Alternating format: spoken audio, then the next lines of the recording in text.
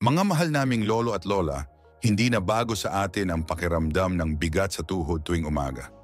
Yung tipong pagbukas pa lang ng mata, ramdam mo na parang may nakapulupot na bigat sa mga binti mo. Minsan, habang naglalakad sa palengke o papunta sa simbahan, kailangan mo pang huminto at magpahinga dahil sumasakit ang tuhod o naninigas ang kasukasuan. Para bang bawat hakbang, may kaba kung kakayanin pa ba ng binti mo hanggang sa dulo ng kalsada. Kung iisipin natin noong kabataan natin, kayang-kaya nating tumakbo sa palayan, magigib ng tubig, magbitbit ng mga sako ng bigas, at maglakad mula baryo hanggang bayan nang hindi hinihingal o sumasakit ang tuhod. Pero ngayon, iba na ang kwento. Kahit simpleng pag-akyat sa hagdan, parang buwis buhay na. At dito pumapasok ang malaking tanong. May magagawa pa ba tayo para bumalik ang lakas sa tuhod at binte?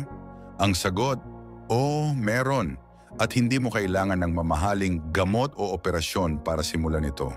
Minsan, nasa harap lang natin ang sagot sa hapagkainan, sa palengke o minsan sa puno, sa bakuran ni kapitbahay. Ang mga prutas na madalas nating nakikita pero hindi natin alam, may taglay palang sustansya na kayang magpabuti sa kalusugan ng ating kasukasuan. Lalo na ang tinatawag na collagen-friendly fruits, mga prutas na tumutulong sa katawan na gumawa ng collagen, isang mahalagang sangkap para manatiling matibay at flexible ang ating mga tuhod, balakang at binti. Isipin mo ito, kung bawat araw may kinakain kang prutas na tumutulong mag-ayos at magpalakas ng mga litid at buto mo, hindi ba't mas magiging magaan ang bawat hakbang? Hindi ka na matatakot na baka biglang manghina ang tuhod mo habang may bit-bit na bayong sa palengke o habang naglalaro kasama ang mga apo. Kasi alam mong pinapangalagaan mo ang katawan mo mula sa loob. Alam mo, may kakilala akong si Mang Ruperto, 68 anyos, dating magsasaka sa Nueva Ecija. Nung una, hirap na hirap siyang maglakad, lalo na sa umaga. Sabi niya, parang kalawangin ang kanyang tuhod. Pero nang sinimulan niyang isama sa pang-araw-araw niyang pagkain ang ilang partikular na prutas, napansin niyang mas humaba ang kaya niyang lakarin nang walang sakit. Sabi pa niya, parang bumalik ang binti ko sa lakas nung 50 anyos ako. Hindi ito magic. Ito ay siyensya at tamang pagkain.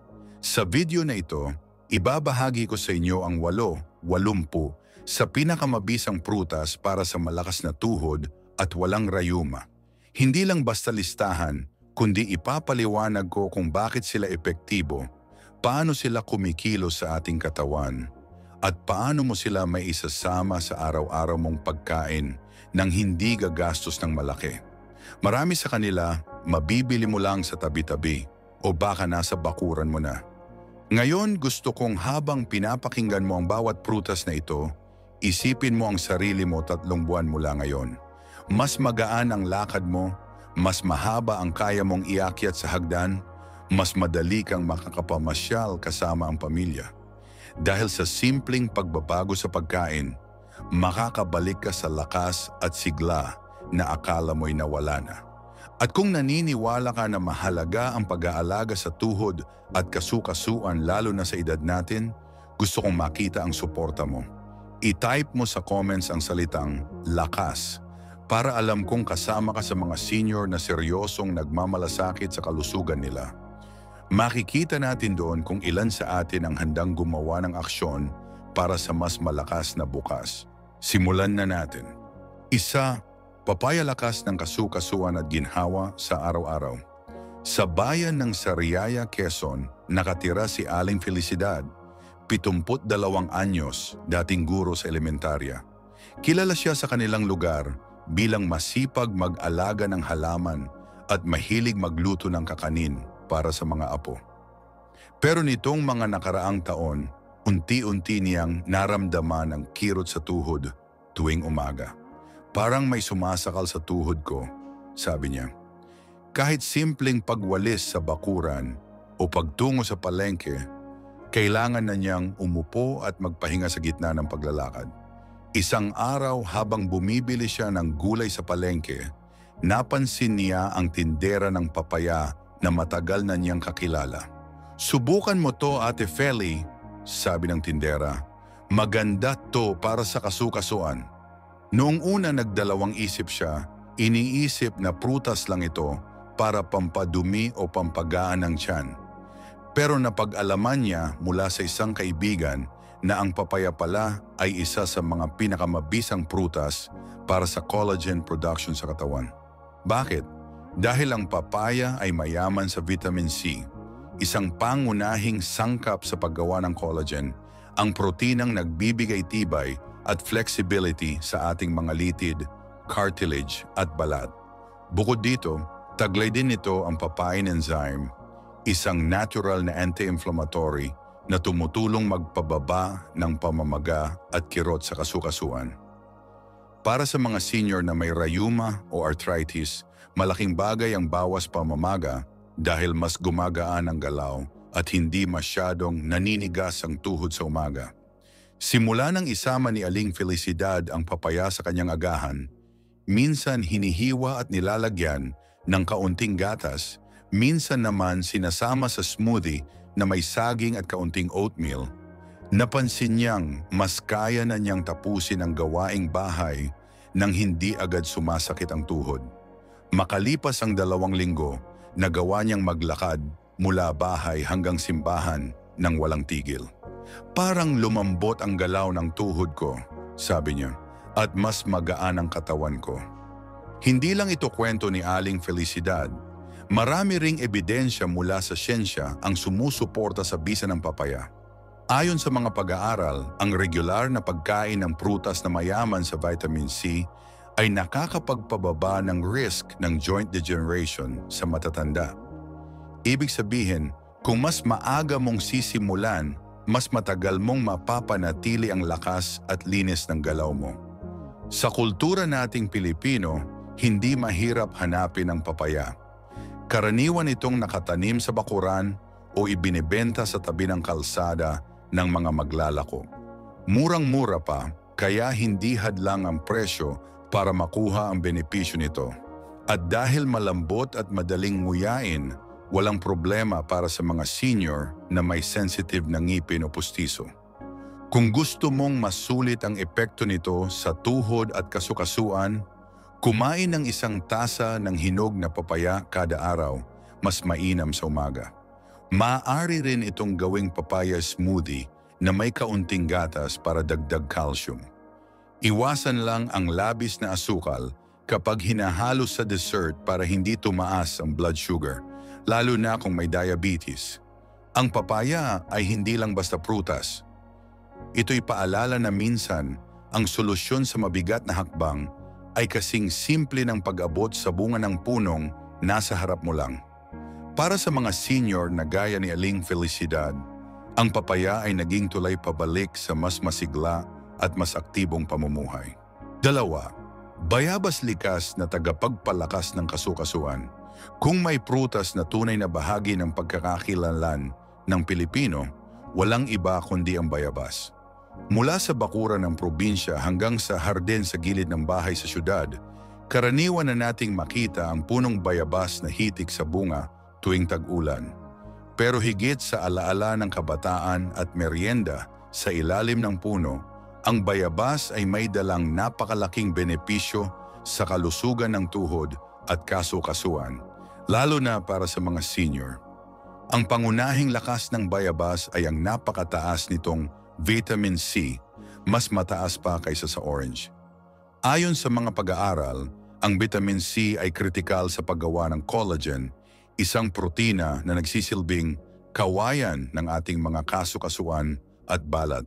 Sa edad na 60 taas, natural na bumababa ang collagen sa katawan, kaya't mas tumitigas at mas madaling masira ang cartilage sa tuhod, balakang at siko. Ang regular na pagkain ng bayabas ay nakatutulong na pabagalin ang prosesong ito, na nagre-resulta sa mas magaan na paggalaw at mas kaunting pananakit. Bukod sa vitamin C, ang bayabas ay may antioxidants at anti-inflammatory compounds na tumutulong magpababa ng pamamaga sa paligid ng kasukasuan.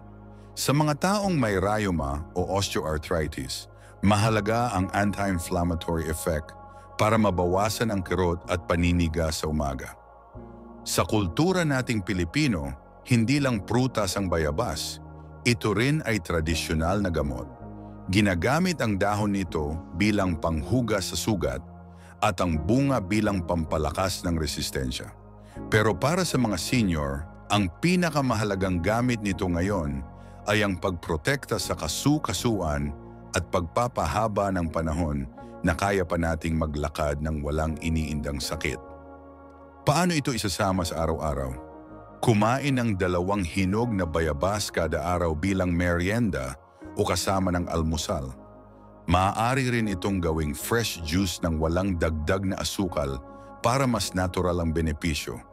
Isama sa salad kasama ng kamatis at pipino para sa mas masustansyang hapunan. Hindi mo kailangang gumastos ng malaki para mapangalagaan ang tuhod mo. Ang bayabas ay mura, madaling hanapin at kayang ibigay ng kalikasan ng libre kung may puno ka sa bakuran. Sa simpleng pagdagdag nito sa dieta, mas maaga mong mararamdaman ang gaan sa bawat hakbang at mas mahaba ang oras na kaya mong ilaan para sa mga lakad kasama ang pamilya. 3. Mangga matamis na lunas sa pananakit ng kasukasuan. Sa Pilipinas, ang mangga ay hindi lamang prutas kundi simbolo ng kasiyahan at pagbabahagi. Tuwing tag-init mula Luzon hanggang Mindanao, mabenta ang iba't ibang uri nito, Carabao, Pico at Indian, na karaniwang hinahain sa fiesta, handaan o simpleng salo-salo sa pamilya. Pero bukod sa tamis at bango nito, may dalang mahalagang benepisyo ang mangga para sa mga senior na nais pangalagaan ang kanilang tuhod at kasukasuan. Ang mangga ay mayaman sa vitamin C at vitamin A, 2 sustansya na mahalaga sa produksyon ng collagen at pagpapanatiling malusog ng cartilage sa ating mga kasukasuan. Kapag sapat ang collagen sa katawan, mas nananatiling flexible at matatag ang ating mga litid at cartilage, na nagbibigay ginhawa sa paglalakad, pagyuko at pag-akyat sa hagdan. Bukod dito, taglay din nito ang mga antioxidants tulad ng beta-carotene na tumutulong protektahan ang mga cells mula sa pinsala dulot ng oxidative stress, isa sa mga dahilan ng mas mabilis na pag-edad ng mga kasukasuan. Isa pang mahalagang katangian ng mangga ay ang anti-inflammatory properties nito. Sa mga may rheuma o osteoarthritis, ang regular na pagkain ng mangga sa tamang dami ay nakatutulong bawasan ang pamamaga at paninigas ng kasukasuan, lalo na sa umaga. Gayunpaman, mahalagang paalala na kung may diabetes, dapat ay kontrolado ang dami ng kinakain dahil natural itong may mataas na fructose. Sa kultura ng Pilipino, hindi mawawala ang mangga sa listahan ng mga paboritong prutas.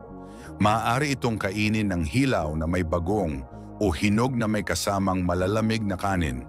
Marami ring nag-aalok nito sa palengke o sa tabi ng kalsada, kaya't madaling mahanap at abot kaya. Ang bango pa lang nito ay kayang magpabalik ng alaala ng kabataan. Ang pag-akyat sa puno para kumuha ng hinog na bunga o ang simpleng pag-upo sa balkonahe habang pinipitas ito mula sa basket. Para sa mga senior na nais makuha ang benepisyo nito, kumain ng 1 tasa ng hinog na mangga sa loob ng araw, mas mainam sa agahan o merienda. Gawing mango smoothie gamit ang gatas na mababa sa taba para dagdag calcium. Maaari rin itong isama sa ensaladang Pinoy kasama ng kamatis, pipino at itlog na maalat. Sa bawat kagat ng mangga, hindi lang tamis ang iyong natatamasa, kundi dagdag lakas sa bawat hakbang at dagdag ginhawa sa bawat galaw ng tuhod at binti. 4, avocado malambot pero matatag sa lakas. Sa bayan ng La Trinidad, Benguet, kilala si Mang Isagani, 66 na anyos, bilang isa sa mga magaling magtanim ng gulay at prutas. Pero nitong nakaraang taon, napansin niyang hirap na siyang umakyat sa maliit na burol kung saan naroon ang kanyang taniman. Parang may kumikirot at sumasakal sa balakang at tuhod ko, sabi niya. Dahil sa pananakit, nabawasan ang oras na kaya niyang ilaan sa pag-aalaga ng tanim. Isang kapitbahay ang nagbigay sa kanya ng basket ng hinog na avocado. Sabi nito, "Subukan mo gani, malakas yan sa kaso-kasuan." Noong una inisip lang niya na ito'y masarap sa tinapay at merienda, pero hindi niya alam na ang avocado ay mayaman pala sa healthy fats, vitamin E at antioxidants na mahalaga para sa kalusugan ng kasu-kasuan. Ang healthy fats sa avocado, lalo na ang monounsaturated fats, ay tumutulong magpababa ng pamamaga at magbigay proteksyon laban sa pagkasira ng cartilage. Ang vitamin E naman ay kumikilos bilang antioxidant na pumipigil sa pinsalang dulot ng free radicals sa mga litid at kasu-kasuan. Para kay Mang Isagani, ito ang naging susi para muling bumalik ang liksi ng kanyang katawan. Matapos niyang gawing parte ng kanyang agahan ang kalahating avocado araw-araw, kasama ng tinapay na whole grain at gatas, napansin niyang mas nakakagalaw siya nang walang matinding kirot. Pagkalipas ng isang buwan, nakabalik siya sa dati niyang gawain, pag-akyat sa burol, pagbubuhat ng ani, at pakikipagkwentuhan sa mga kasamahan sa palengke nang walang iniindang sakit. Sa kultura ng Pilipino, ang avocado ay hindi kasing karaniwan ng saging o mangga, pero kapag panahon ng anihan, mabibili ito sa murang halaga sa mga palengke at kalsada. Madalas itong gawing avocado shake o haluan ng gatas at kaunting asukal bilang panghimagas. Pero para sa mga senior, mas mainam kung ito'y kakainin ng walang labis na pampatamis para masulit ang nutrisyon. Kung nais mong subukan, kumain ng kalahating avocado kada araw. Maari itong ihalo sa salad kasama ng kamatis at pipino. Subukan ding gawing sandwich spread gamit ang kaunting olive oil at lemon juice. Gaya ni Mang Isagani, maaring maging simple lang ang solusyon sa mabigat na hakbang at naninigas na tuhod, isang malambot ngunit matatag na prutas na kayang magbigay lakas mula sa loob. 5. Saging pangaraw-araw na lakas ng binti. Sa bawat palengke, kanto at kalsada sa Pilipinas, halos imposibleng hindi ka makakita ng tindang saging. Mula sa almusal hanggang merienda, bahagi na ito ng pang-araw-araw na buhay ng Pilipino.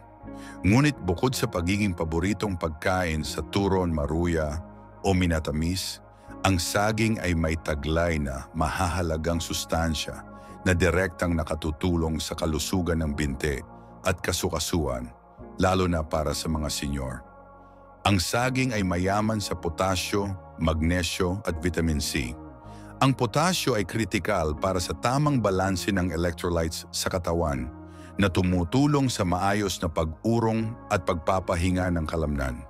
Kapag sapat ang potassium, mas mababa ang tsansa ng muscle cramps at pamamanhid na karaniwang nararanasan ng matatanda. Ang magnesium naman ay tumutulong sa paggana ng mga enzymes na responsable sa paggawa ng collagen. Ang proteinang nagpapalakas at nagpapatibay ng cartilage sa kasukasuan.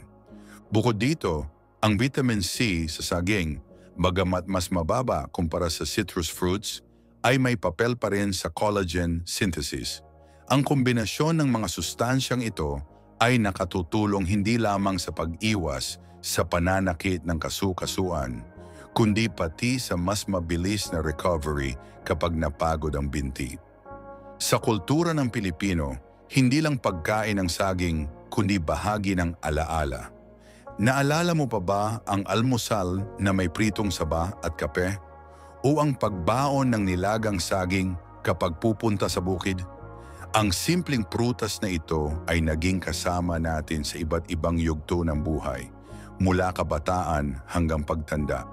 Para sa mga senior, mainam ang saging dahil madali itong nguyain at tunawin, kaya't walang problema kahit may pustiso. Abot kaya at laging available kahit sa pinakamalalayong lugar. Maraming paraan para kainin, hilaw, nilaga, inihaw o kasama sa kakanin. Kung nais mong masulit ang benepisyo nito, kumain ng 2 piraso ng saba o lakatan sa maghapon. Ihalo sa oatmeal o gawing smoothie na may gatas para dagdag calcium at protein. Para sa may diabetes, piliin ang medyo hilaw pa upang mas mababa ang glycemic index. Ang saging ay simpleng paalala na hindi kailangang mamahalin o imported ang pagkain para magdala ng malaking epekto sa kalusugan. Sa bawat kagat, may dagdag lakas sa binti at tibay sa tuhod, isang likas na regalo ng kalikasan para sa ating mga senior. 6. Pakwan pampalamig at pampalakas ng kasukasuan. Kapag tag-init sa Pilipinas, walang tatalo sa pakwan pagdating sa pampalamig. Makikita ito sa mga palengke, kariton, at minsan ay sa gilid ng kalsada na hinihiwa-hiwa para sa mga naglalakad sa ilalim ng araw. Pero higit sa preskong lasa nito, may dala rin itong mahalagang benepisyo para sa kalusugan ng tuhod at kasukasuan ng mga senior. Ang pakwan ay mayaman sa vitamin C na mahalaga sa paggawa ng collagen, ang proteinang nagpapatibay sa cartilage at connective tissues. Kapag sapat ang collagen, mas nananatiling flexible at matatag ang kasukasuan, kaya't mas magaan ang bawat galaw. Bukod dito, may taglay din itong lycopene, isang antioxidant na kilala sa kakayahang magpababa ng pamamaga sa katawan. Para sa mga senior na may arthritis o osteoarthritis, malaking tulong ang anti-inflammatory effect nito sa pagbawas ng paninigas at kirot. Isa pang malaking bentahe ng pakwan ay ang mataas nitong water content. Abot sa 70% ng prutas ay tubig. Para sa matatanda, ang tamang hidrasyon ay susi sa maayos na sirkulasyon ng dugo at pagpapadulas ng kasukasuan. Kapag kulang sa tubig ang katawan, mas mabilis natutuyo at nasisira ang cartilage, kaya't mahalagang palaging hydrated. Sa kultura ng Pilipino, madalas kasama ang pakwan sa mga outing, picnic o simpleng merienda sa hapon. Nakakapagdulot ito ng saya at alaala ng samahan, ang paghati-hati ng malalaking hiwa habang nagkukwentuhan ang pamilya sa ilalim ng puno. Para masulit ang pakwan sa iyong dieta, kumain ng 1 tasa ng pakwan sa umaga o hapon bilang merienda. Maaari itong gawing juice ng walang dagdag na asukal, isama sa salad na may pipino at dahon ng mint para sa dagdag refreshment. Hindi lang ito prutas na pampatanggal uhaw, ito ay isang natural na paraan para protektahan ang kasukasuan at bigyan ng bagong sigla ang iyong katawan. Sa bawat kagat ng malamig na pakwan, may kasamang ginhawa at lakas para sa bawat hakbang ng iyong araw. 7. Suha, prutas ng lakas at ginhawa. Sa bayan ng Kalinan, Davao, nakatira si Aling Rosenda, 70 anyos, na kilala sa kanilang barangay bilang masipag mag-alaga ng apo. Noong kabataan niya, walang araw na lumilipas na hindi siya gumagawa ng gawaing bahay o nagtatrabaho sa palengke. Pero nitong mga nakaraang taon, napansin niyang mas mabilis sumakit ang kanyang tuhod at balakang, lalo na tuwing umaga. Minsan, pati simpleng pagyuko para magwalis, ramdam niya ang paninigas at kirot. Isang araw binigyan siya ng kapitbahay ng ilang pirasong suha mula sa sariling bakuran. Habang nag-uusap sila, nabanggit ng kapitbahay na ang suha ay mayaman sa vitamin C na mahalaga sa paggawa ng collagen, ang proteinang nagpapatibay at nagpapalambot sa kasukasuan at connective tissues. Bukod dito, may taglay din itong natural na citrus enzymes na tumutulong sa maayos na panunaw at pagbabawas ng pamamaga. Sinubukan ni Aling Rosenda na kumain ng kalahating suha tuwing umaga. Matapos ang 3 linggo, napansin niyang mas magaan ang pakiramdam niya kapag gumigising sa umaga. Mas nakakalakad siya sa palengke nang hindi humihinto para magpahinga at mas nagagawa niyang makipaglaro sa apo ng walang kirot sa tuhod. Sa kultura ng Pilipino, ang suha ay madalas makikita sa mga piyesta, handaan, at bilang pasalubong mula sa mga probinsya tulad ng Davao at Mindoro. Karaniwan itong kinakain na may kaunting asin o asukal para mas sumarap. Ngunit para sa mga senior, mas mainam na kainin ito ng walang dagdag na pampatamis para mas makuha ang nutrisyon at maiwasan ang sobrang asukal. Kung nais mong subukan, kumain ng kalahating suha kada araw, mas mainam sa umaga. Maaari itong gawing fresh juice na walang asukal. Isama sa ensalada na may kamatis at pipino para sa dagdag bitamina at fiber. Gaya ng naranasan ni Aling Rosenda, ang simpleng pagdagdag ng suha sa iyong dieta ay maaaring magdala ng malaking ginhawa sa tuhod at kasukasuan. Isang natural na paraan para manatiling masigla at aktibo kahit sa edad na 70 pataas. 8. Kiwi maliit pero makapangyarihan. Bagamat hindi likas na prutas sa Pilipinas, unti-unti nang tinatanggap ng maraming Pilipino ang kiwi bilang bahagi ng kanilang dieta. Lalo na sa mga lungsod gaya ng Maynila, Cebu at Davao. Madalas itong makita sa mga supermarket at fruit stand, kadalasan ay kasama ng mga imported na prutas. Ngunit sa kabila ng maliit nitong sukat, taglay ng kiwi ang napakalaking benepisyo para sa kalusugan ng tuhod at kasukasuan ng mga senior. Ang kiwi ay may napakataas na vitamin C, mas mataas pa kaysa sa karaniwang orange. Ang vitamin C ay mahalaga sa paggawa ng collagen, ang proteinang nagbibigay tibay at flexibility sa cartilage at connective tissues. Para sa mga senior, ito ay kritikal upang mapanatiling malambot at malusog ang mga kasukasuan at maiwasan ang mabilis na pagkasira nito.